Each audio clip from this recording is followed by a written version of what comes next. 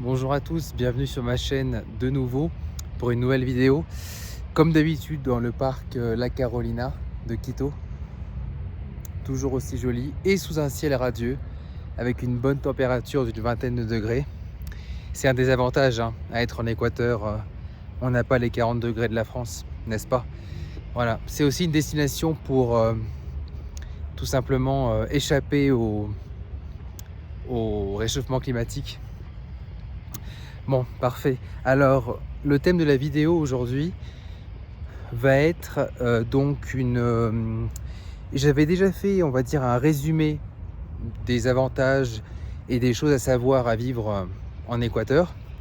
Là, je vais faire une vidéo plus spécifique sur la partie coût de la vie, donc la partie budget, tout simplement.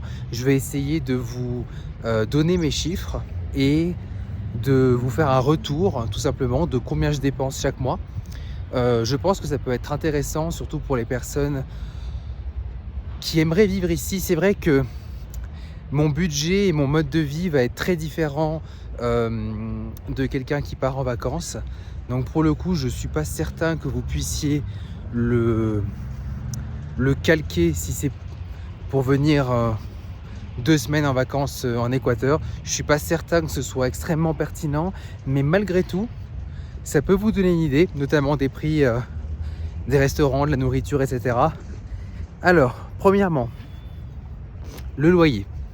Le loyer, je crois que je l'avais rapidement évoqué dans une des vidéos. Je vis dans une colocation dans le très joli quartier La Carolina. Donc j'habite, voilà, ce très beau parc. J'habite très très proche de ce parc-là. Donc c'est dans le nord de la ville, c'est un très joli quartier. Tout ce qu'il faut savoir globalement avec Quito, c'est qu'il faut éviter les quartiers sud. C'est tout. Donc après le nord, il y a beaucoup de quartiers qui sont bien. Il y a la Carolina et globalement les quartiers adjacents. Donc il y a Quito, Bellavista, la Carolina.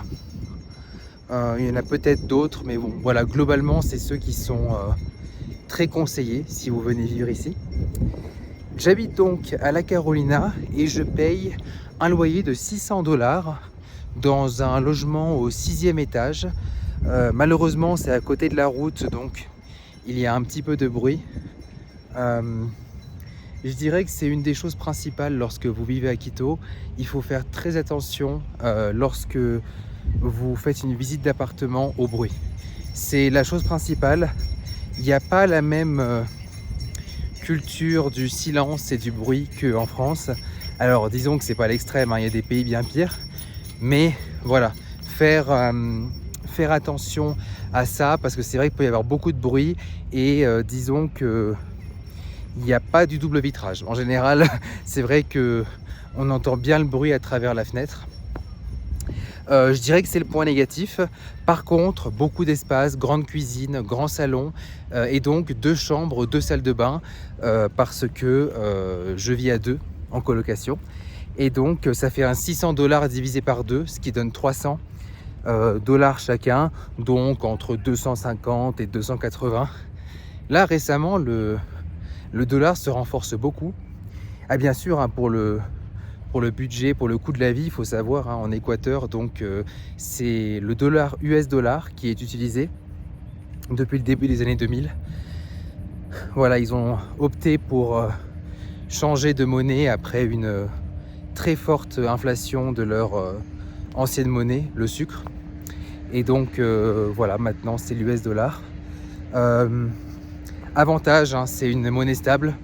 Désavantage, parfois il y a une compression des coûts qui peut pas se faire, qui peut se faire avec une monnaie très faible, mais qui se fera pas avec l'US dollar forcément.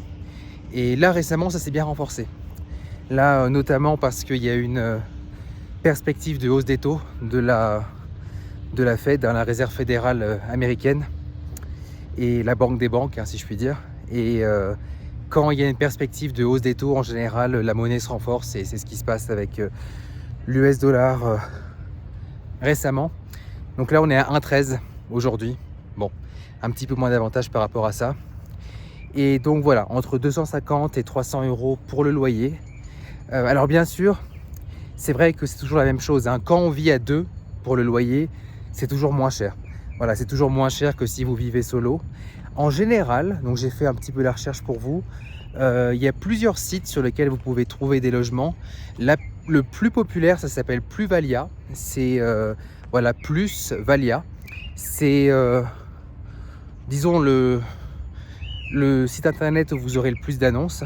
Et pour tous ces quartiers-là, en général, pour un logement seul, vous trouvez à partir de 400-450 $ jusqu'à 600, 700. Après, vous avez plus, mais là, vous êtes dans l'ultra luxe et il y a vraiment très peu d'intérêt, à moins que vous souhaitez dépenser 1000 $ dans un logement luxueux, mais je verrai peu l'intérêt. Déjà, le logement que j'ai moi à 600 est déjà très très bien. Donc, j'avoue que, mais voilà, vous avez 400, 500, 600, avec évidemment tous les avantages qu'il y a dans chaque édifice. Donc, c'est-à-dire souvent une salle de sport, et parfois, pour les plus chanceux d'entre vous, eh ben, vous aurez un sauna, une piscine, etc. Et un joli rooftop en général. Donc voilà, ah oui, c'est aussi pour ça que j'ai un bon prix, hein. 600 $ pour une colocation comme ça à deux, c'est vraiment un prix intéressant. Cela dit, par contre, il y a très peu de choses disponibles dans l'édifice, c'est-à-dire il n'y a pas de piscine, etc. Il y a une salle de sport qui est ridicule. Donc disons que ça, ce serait le petit point négatif. Après, pour être tout à fait honnête, c'est pas quelque chose qui m'intéresse beaucoup. Donc voilà, mais en tout cas, regardez bien ça. Regardez bien tout ce que l'appartement offre. Le plus important, le bruit. Parfois le vis-à-vis, mais c'est pas la chose qui m'a choqué le plus en faisant des visites.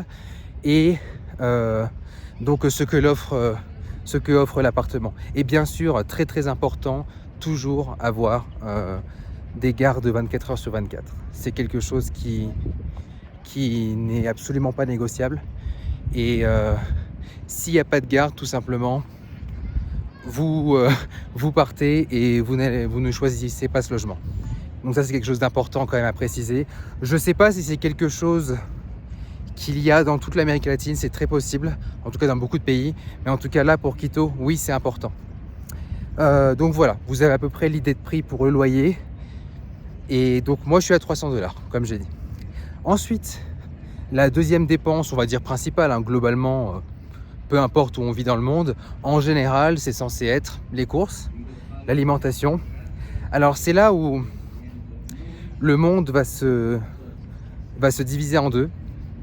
C'est-à-dire qu'il y aura les gens qui vont vivre, ou du moins consommer un petit peu, beaucoup de produits européens, et qui vont aller dans les chaînes de supermarchés chers, comme Super Maxi, c'est ce qui est connu, c'est assez cher. La grande majorité des produits est d'ailleurs plus cher qu'en France, et pas que les produits européens d'ailleurs, c'est c'est vraiment très cher.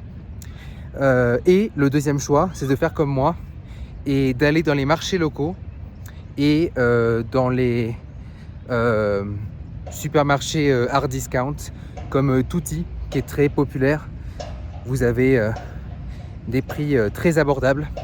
Voilà, c'est une entreprise qui est très récente et qui a ouvert, je crois qu'il en est à 500 supermarchés dans l'Équateur, ce qui est énorme, ce qui est considérable. Ils ont une expansion extrêmement rapide parce que c'est sûr que les prix sont très intéressants. Donc là, moi, à titre personnel, pour le marché, j'achète souvent ma viande là-bas. J'achète mes fruits et légumes dans les petits commerces en bas de chez moi. Et au Tutti, j'achète les aliments comme les pâtes, le riz, etc. J'en ai approximativement pour 50 $ par mois, ce qui est bien sûr très peu. Et j'en ai même pour un petit peu moins. Donc comme je vous le dis, hein, si vous faites aucune course au Super Maxi et que vous mangez local, mais même c'est très bien, hein, dans les magasins de légumes, de fruits, vous avez de la très bonne qualité pour pas cher du tout. Vous avez des super fruits ici, c'est super. Des fruits exotiques qui sont très très bons. Et dans les marchés, vous avez de la viande de bonne qualité, hein, j'ai jamais eu de soucis ou quoi que ce soit. Et je rajoute aussi qu'au niveau de la nourriture, j'ai jamais eu d'intoxication ou de problème liés à ça. C'est vrai que globalement, l'impression que j'ai, c'est que l'Amérique latine, en tout cas l'Équateur, est quand même assez safe et qu'il y a globalement moins de soucis que dans certains pays asiatiques. Donc à ce niveau-là, c'est vrai que globalement, il n'y a pas trop à avoir extrêmement peur, on va dire. Ensuite, que puis-je vous dire de plus? Niveau restaurant, donc tout ce qui est restaurant, fast-food, burger, etc., street food, je dirais que j'en ai entre 50 et 100 $ par mois. Je cuisine beaucoup moi-même, mais c'est vrai que parfois j'aime bien me faire plaisir. Je dirais que 100 $, ça serait très élevé. J'en suis plutôt dans les 50, un peu plus de 50. Et vu que je mange souvent dans des restaurants locaux, ben, c'est souvent pas très cher. Donc voilà, 50 $ par mois environ. Ce qui va augmenter l'addition, c'est bien entendu un petit peu dans le même genre que pour les courses l'alimentaire. C'est si vous mangez dans des restaurants européens, etc. Là, ça va être plus cher, c'est sûr. Et puis après, je dirais que les dépenses qu'il peuvent y avoir en plus, ce serait tout ce qui est lié si vous faites beaucoup de sorties, notamment bars, discothèques, etc. Ça, c'est une dépense qui ne va pas forcément concerner tout le monde. Moi, ça me concerne, j'aime bien sortir. J'en ai, je dirais, peut-être 70-80 $ par mois. Les cocktails ont des prix classiques, un peu comme en Europe, 7-8 $. Les discothèques sont pas trop chères, donc vous pouvez vraiment vous faire en général quand même bien plaisir. Et voilà, donc il n'y a pas trop de problème là-dessus. Pour le moment, je résume, 300 $ plus 50 $. Je prends les fourchettes hautes en plus, plus 50 $ de nourriture, ça fait 350. Je dirais aller 75 $ pour l'alcool, 75 $ pour les restaurants, fourchette haute. Donc ça fait 150 $ en plus, on est à 500. Donc vous voyez, ça fait déjà quasiment toutes mes dépenses du mois. Et j'ai une dernière catégorie où là, vous avez tout ce qui est lié au week-end que vous pouvez faire. Donc c'est-à-dire les visites, aller dans des villes, etc. Moi, ça me coûte vraiment pas très cher. Donc par exemple, il y a des super villes à visiter autour. Mindo, Bagnos, Riobamba, Otavalo, Cotacachi, voilà, dans les Andes. C'est vraiment pas cher. Le billet de bus, c'est pas cher, ça coûte dans les 5 $, donc on va dire 10 $ aller-retour. Et puis après, bon, vous mangez sur place, c'est pas cher évidemment. De toute façon, c'est moins cher que Quito. Et vous avez ensuite les hôtels, où moi je vais souvent dans des hostels, des chambres partagées. Souvent c'est agréable, c'est sympa, vous rencontrez des gens. J'en ai pour maximum 10 $ avec le petit déjeuner inclus. Et si vous voulez un hôtel, ça va plutôt être 20-25 je suppose. Donc on va dire que ce budget un petit peu week-end slash visite, etc. Bon, on va dire peut-être 150 $ par mois. Encore une fois, j'essaie d'être assez large.